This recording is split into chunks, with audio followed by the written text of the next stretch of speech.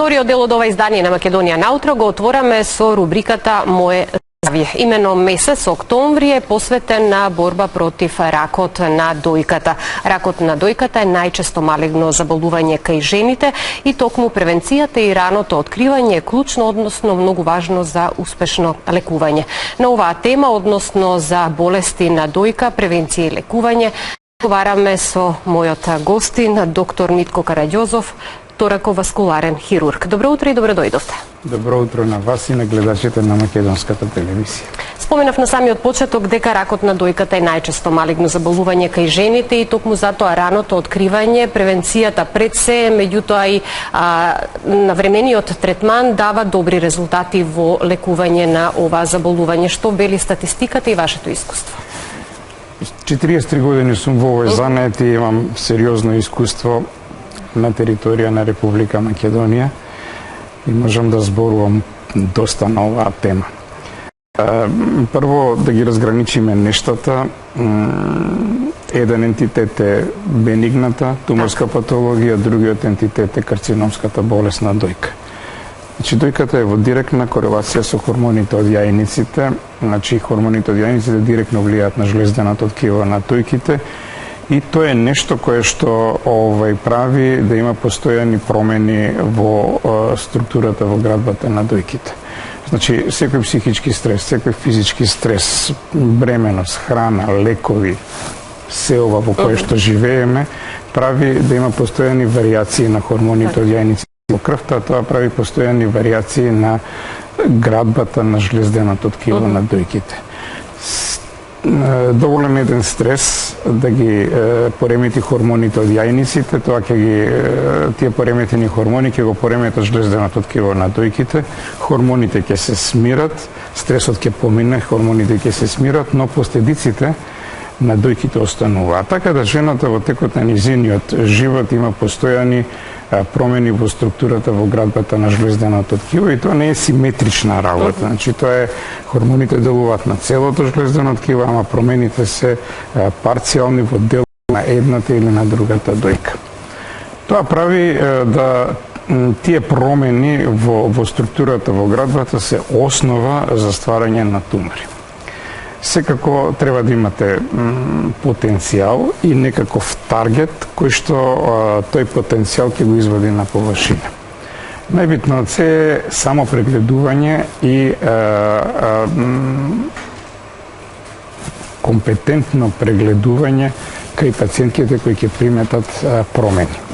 Знаете што во моја долгогодишна пракса има различни здруженија, различни асоциации препорачуваат од кога жената треба да почне да го прави прегледот на дојките кај компетентни доктори. Тоа во минатото беше во поодмината 40 и повеќе од 40 години, но искуството мене лично ми покажува дека теорија си е теорија, асоциации се асоциации, но ако имате вие пациентки кои што и на 20 и неколку години добиле карцином на дојка, кога ќе ви се појави во амбуланта 20 годишна пациентка, сигурно нема да и плюс тоа бремена да речеме, нема да уопште да помислите дека може да има карцином. И заради тоа не треба да се остави приказката сама на себе и она што го пишува во книгите. Да нема ограничување на возраста. Возраста, значи, од најмала возраст треба младите девојки веќе да ствараат навика да одат кај гинеколог и да одат на прегледи на дојките. Значи, секоја млада жена и од 20 години натаму треба да си прави сама преглед на своите дојки еднаш месечно. Најубаво е тоа да биде меѓу 5-тиот и 8-тиот ден на првиот ден на циклусот, затоа што тогаш се хормоните најниски во крвта и дојките се неадекватни за преглед. Не треба ништо посебно, треба сите делови на дојката да ги испипа и ништо повеќе. Ако примети било што, треба еднаш да се јави кај компетентен доктор што се бави со таа проблематика. Но не е лошо и ако има семејна анамнеза, посебно за болести на дојките, да си прават редовни контроли кои што може да бидат со различен ритм, еднаш годишно, 6 месеци или 3 месеци или на толку време колку што ќе предложи докторот врз основа на неговото искуство, односно врз основа на наодот на дојката. Тој бенигни тумор може со текот на животот, бидејќи секоја туморозна формација изградена од клетки кои што колку повеќе живеат во организмот на жената, почнуваат да се менуваат. И тоа се основи за развој на неубави работи и за тоа треба докторот кој што ќе го направи прегледот и ќе ги направи исследувањата, базичните испитувања се ехо на дојка, мамографија, може да се надграда со биопсија, може да се надграда со магнетна резонанса или други испитувања и врз основа на целата таа клиничка слика и приверена документација се одлучува во кој правец ќе оди лекувањето, дали ќе оди во конзервативен со следење или ќе оди со хирургија. Јас би сакала само да се надоврзам околу превенцијата, раното откривање за понатамошен третман. Велите само преглед, меѓутоа во случаи кога со само преглед опипувате нешто на градата, веќе можеби е многу доцна. И дали всушност ултразвучната мамографија е единствениот неинвазивен метод преку кој што се прави скрининг за рак на дојка кај сите жени на возраст од 20 до 70 години и практично овозможува рано откривање и детектирање? Значи, многу е битно кога ќе почне скринингот. Државата го води сето тоа како правило на игра и таа граница од кога ќе почне скринингот е многу битна. Знаете што во светот вие не можете да го продолжите работниот договор без да дадете медицинска документација дека сте гинеколошки здрави и дека сте направиле преглед на дојките за да дека се тие здрави и дека вие никој не сака работник кој што е болен. И за тоа предуслов за подпишување и продолжување на договорите, чак и во Словенија е тоа така, е предуслов преглед на дојките. Значи, систематски преглед е многу битна работа. Веќе има многу подобростоечки фирми во Македонија кои што на вработените им прават еднаш годишно прегледи на дојките и е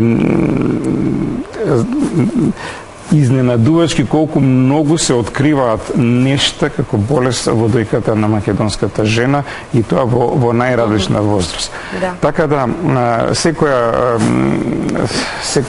жена која што сака да си обрне внимание на своето здравје треба обавезно да прави преглед на дојките, затоа што раното откривање на сите болести и карциномот на дојката е излечива работа. Знаете што, месечна карцином на дојка. Многу убава работа. Многу убава работа затоа што се пали некое црвено светло со кое што на луѓето кај да отворите, кај да прочитате, им се бае една работа и полека во свеста на луѓето тоа влегува. Ја би сакал да ја поздравам господја Виолета Томовска затоа што она беше патилац, ама почна една убава работа која што пред многу години, кога посвеше само македонска телевизија и кога медиумите беа такви многу малку, немаше овие социјални мрежи и сите тие работи, и шетавме по цела Македонија една група ентузијасти во местни заедници, по планински места, во села, правевме приказки у кои што сакавме да ја донесеме жената и да ја објасниме што значи преглед на дојки. Многу карциноми сме открили во тоа време, ама тоа беше партизанска работа. Сега е сето тоа вака како што е и е многу убаво затоа што секој кој што ќе чуе некој збор и ќе го заголица нешто, прави да може да си направи нешто добро за себе. Карциномот на дојка денеска е излечива болест. 99% може да биде излечива болест ако се открие на време и се направи тоа што све треба да се направи. Карциномот на дојка се открива, се диагностицира, прво со сигурно треба да се напипа некој чвор во дојките на пациентката. Обично пациентките сами го Мора да истакнеме дека карциномот на дојка се одликува со многу слаба симптоматика и затоа треба поголема грижа околу раното откривање и детектирање. Се што се пипа како чвор било каде во организмот на човекот во медицината се вика тумор.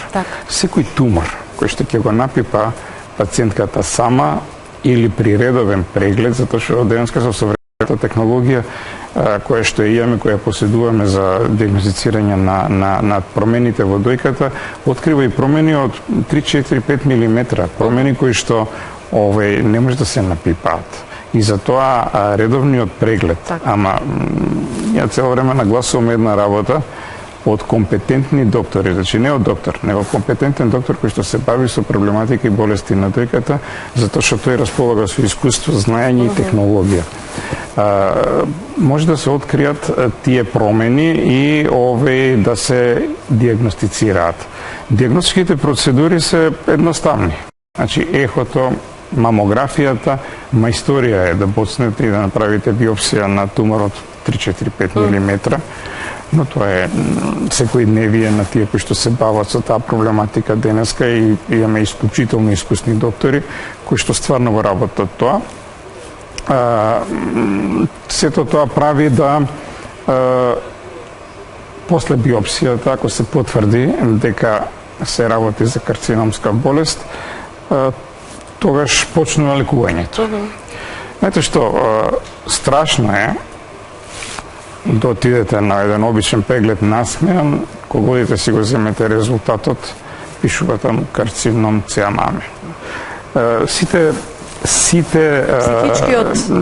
Сите бродови потонуваат тогаш на таа жена, на таа пациент и на тоа семејство.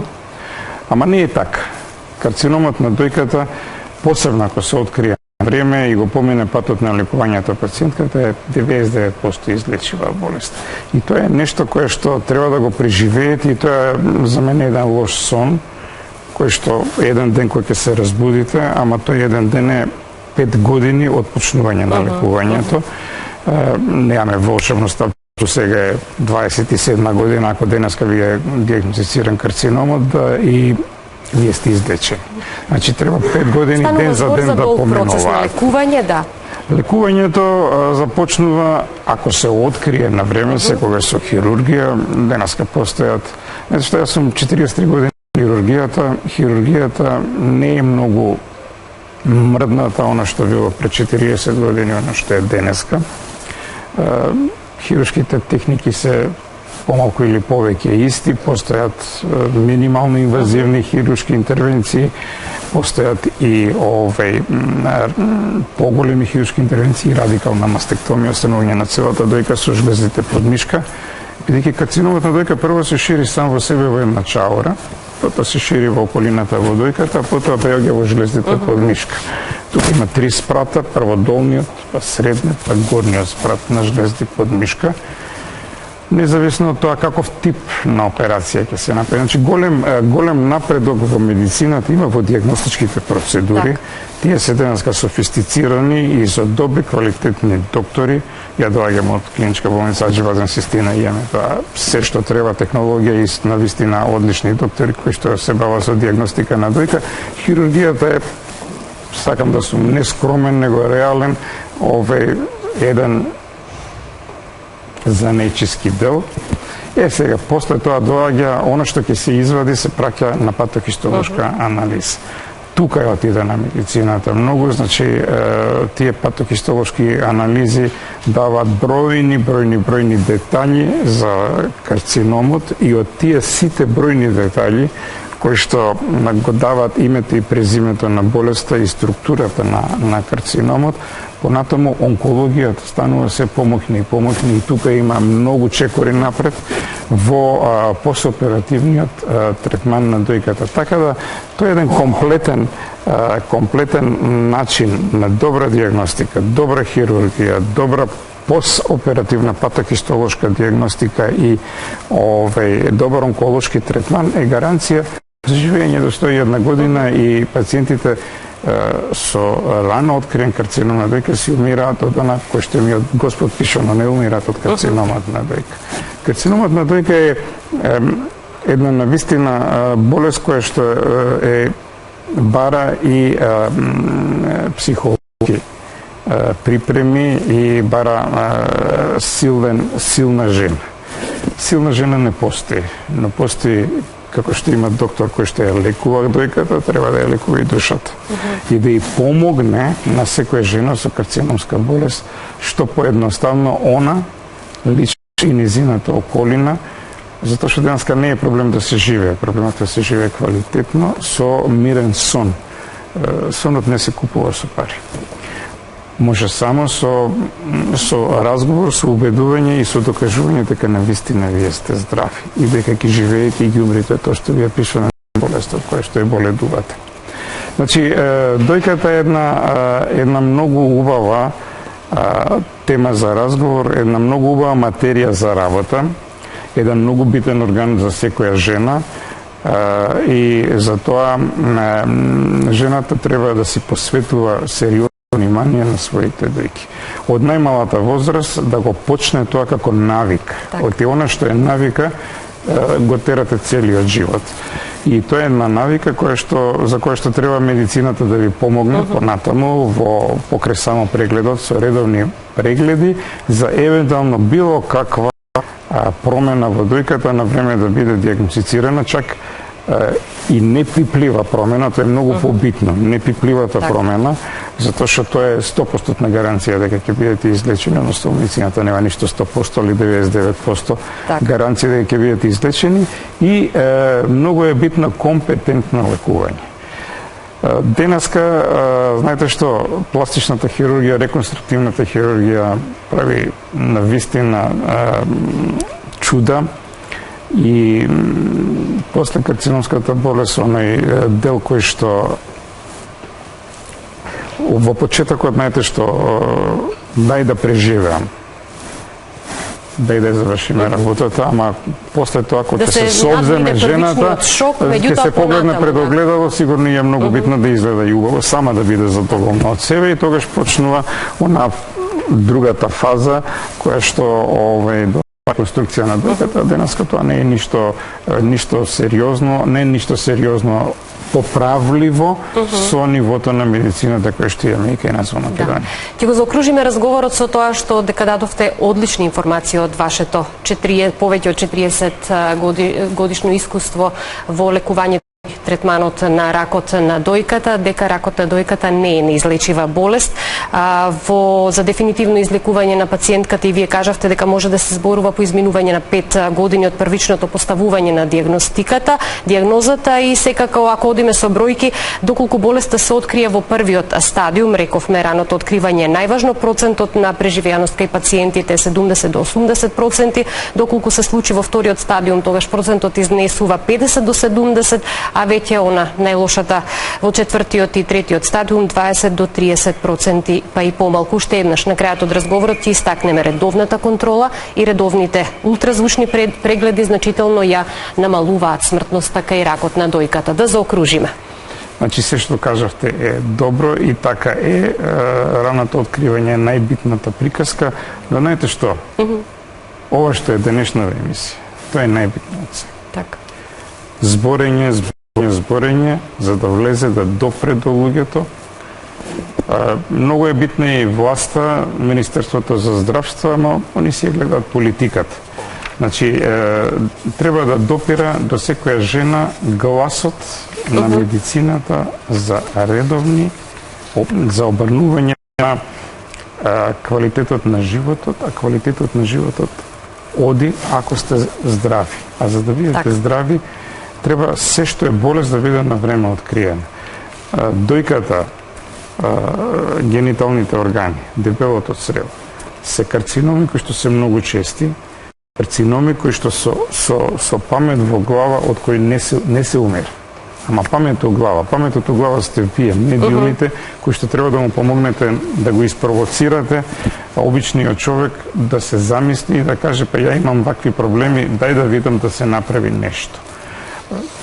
Тоа е. Јас ви благодарам многу за вашето гостување. Може би не ни е доволно времето, но ќе имаме можност повторно да бидете гостин во Македонија наутро, па ќе разговараме на слична тема, се во корист на нашите граѓани, да понудиме повеќе информации за тоа како да се грижат за своето здравје и да живеат здрав живот. Ви благодарам. Само да им порачам на македонските жени да се умни и ако се умни и со малку одвоено време за себе ќе живеат и ќе си умрат од она што е пишено не од карциномската болест на дојка. Ви благодарам уште еднаш, почитувани, тоа беше доктор Митко Караѓозов.